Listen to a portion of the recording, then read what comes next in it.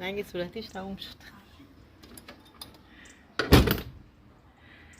چه آسمونی رنگشو میبینی؟ خیلی خوشگله. سلام به همه مهربونا، به ولای امروز خوش اومدید همراه با پختن عدسی.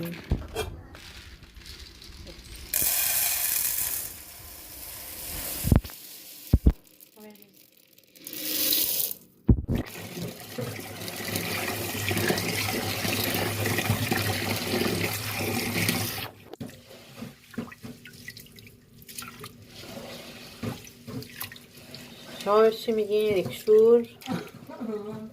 ریکشورش کنیم، آشغالاشو بگیریم بذاریم رو گاز که بپزه.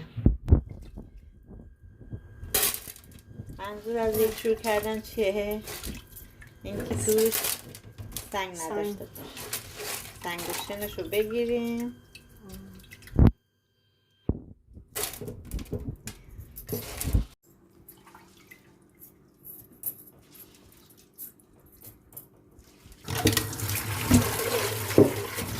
حالا اونو بگیریم داخلش.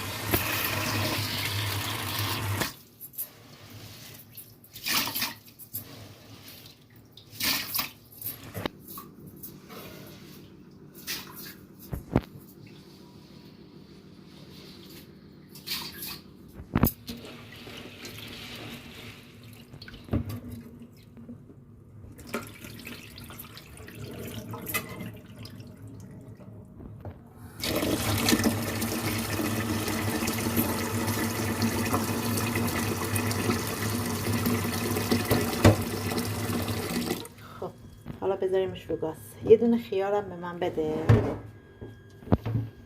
این خیار رو میندازیم که نفق عدس گرفته بشه موقع پختن. بنداز توش، درشو بذار.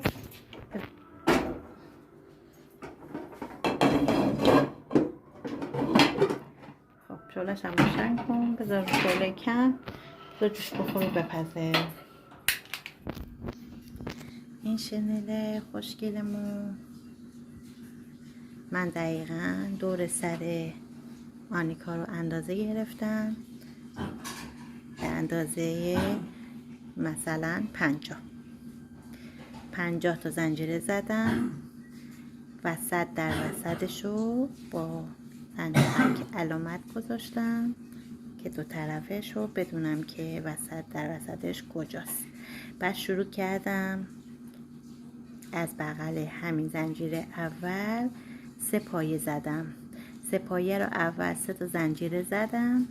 بعد شروع کردم پایه اول، پایه دوم، بعد رفتم روی زنجیره سوم، زنجیره دوم رو خالی گذاشتم زنجیره سوم، دوباره پایه 3 پایه زدم داخل همون زنجیره سوم. بعد دوباره یه زنجیره خالی گذاشتم، دوباره زنجیره بعدی 3 پایه بلند تا آخر. به امتداد آخرش که رسیدم متوجه میشین اینجا رو دیگه پایه وسط رو نذاشتم، یعنی این که زنجیره وسط که 3 تا پایه زدم دیگه وسطش رو خالی نذاشتم. دقیقا بعد از اون زنجیره رفتم زنجیره بعدی رو 3 پایه زدم. به اینجام همینطور دیگه پایه وسط نذاشتم. این شد ردیف اول. ردیف دوم از پایه از اول شروع میکنیم. دوباره 3 تا زنجیره میزنم، یه دونه زنجیره وسط میشه 4 تا، میرم 3 تا پایه بعدی رو میزنم. 3 تا پایه بعدی که زدم دوباره همین حالت میرم وسط هر پایه 3 پایه که زدم. متوجه شدین؟ 3 پایه اول، دوباره وسطش 3 پایه بعدی، دوباره 3 پایه اول، وسطش 3 پایه بعدی. این مرتبه تا آخر ادامه میدیم. به هر مرحله که رسیدیم توی پایه آخر متوجه بشین توی زنجیره که این وسط رو گرفتم 2 تا پایه 3 پایه زدم، یعنی 6 تا پایه توی زنجیره زدم. دقیقا فقط سمت گوششو که خط وسطش رو معین کردم. حالا میبافیم تا آخر ادامه میدیم. دقیقا الان 2 تا پایه زدم، یه پایه بلند دیگر هم میزنم. 2 تا اول رو درش میارم، بعد 2 تای دیگر رو دیگه زنجیره نمیزنم. دوباره میرم این 3 تا زنجیره پایین رو کنار میذارم، وسط اون 3 تا زنجیره دوباره پایه بعدی رو میکارم، میشه 3 تا. درش میارم از 2 تای اول، دوباره 2 تای دوم، این میشه یه پایه. دوباره یه زنجیره،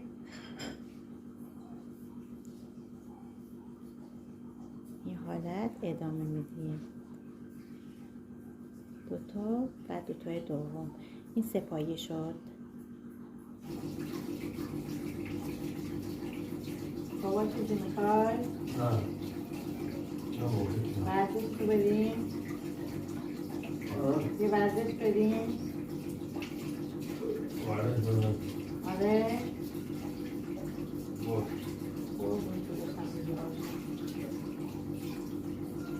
یه ورزش بدیم؟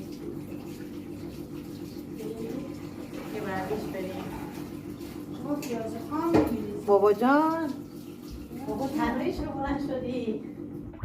خانم داری چه کار میکنی؟ پیاز بکنی؟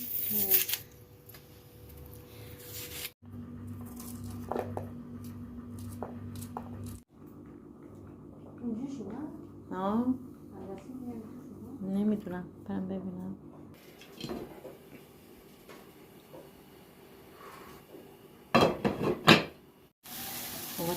واسه بابا تو یه قابلمه دیگه بیا، یه قابلمه کوچیک‌تر.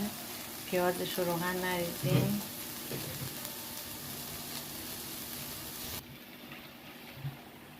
نه خوبه، زیاد نریز بس.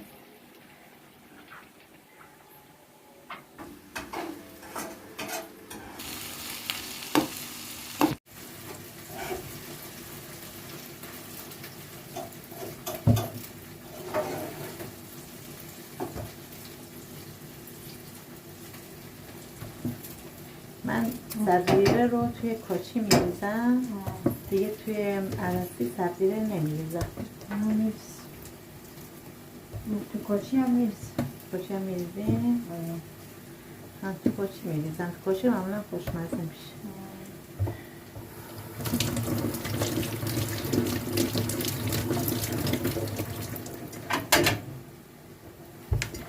هیچ نمک نباشه باشه بابا؟ نه دیگه، نمک اصلا نباید باشه. نمک روغن اصلا.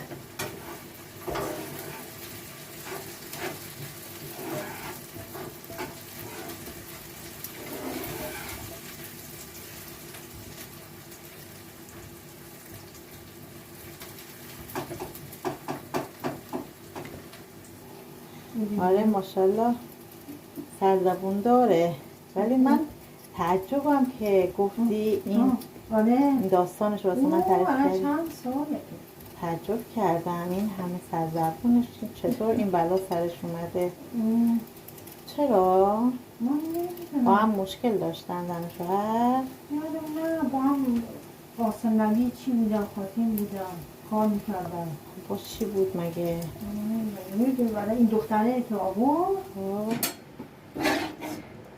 این پیاز آقا هم بریزیم توش. زرچوبی ریختی؟ آره زرچوبم زدم.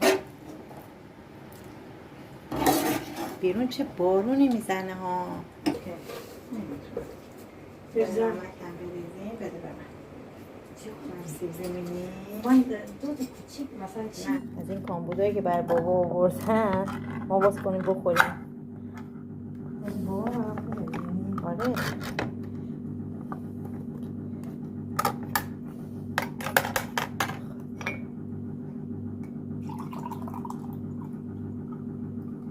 بیا آبشو بده بابا بخوره، بعد تو دستش بشه. بیا.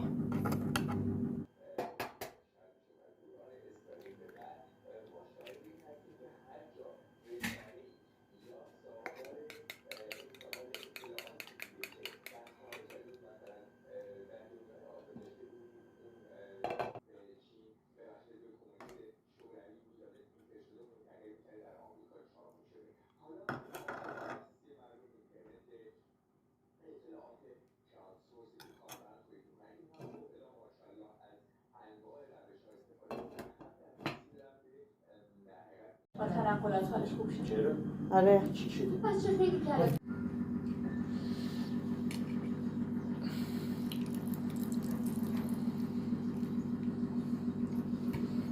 در این چی شد؟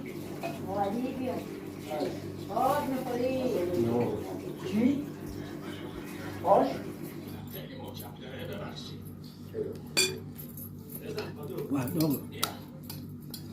توقه میدونم باید خودشو خسته کنه، اما شما که میدونی عباس چقدر لجبازه وقتی به چیزی گیر میده ول کنی. فکر می‌کردم شما بیاید جا قرکشی میکنیم از اول هفته کیا باشن. عزیزم اول اسم تو رو میگم. اون قرکشی پولی خوشنقشه. آره. بقیه بعد رقیه رو چون یه چند روزی غیبت داشت، چون یه چند روزی رقیه جان غیبت داشتی، مجبورم اسم تو دوب بگیرم. بزنی دو کنجدی. این کنجدیه. معصومه نه اول ولی با نازنین اینا دوبل کنجدی، چون دوتا با همن. کبوتر عاشق. این هم معصومه تتقالیه. یه خود افاق بدین، باش. یه خورده بازاریه، بعد بازاریه. توی این هفته رو تا چهارشنبه رو باز بعد از هفته بعد باز من تو قرکشی میندازیم باشه؟ سپیده فعلا الان چون 2 روز میخواد بمونه یه خورده آف میکنه. آره. خب به نظرتون اسم کی میافته؟ البته این 4 تا شنبه واسه بیان. خب بذار بابا بگیره. آره. اسم هر کی افتاد این با شنبه بیاد. بذار بابا بگیره. اولی شنبه، دومی یک شنبه، دوشنبه، سه شنبه. خب بذار بابا بگیره. ما خوری پیشه کردیم این شنبه بیاد. اولی تو باید میشه اینو برای همون بیکام چه شد؟ خب به این ترتیب این ولاگم به پایان رسید. امیدوارم از این ویدیو خوشتون اومده باشه. تا ویدیو بعدی، خدا نگهدار دوستان.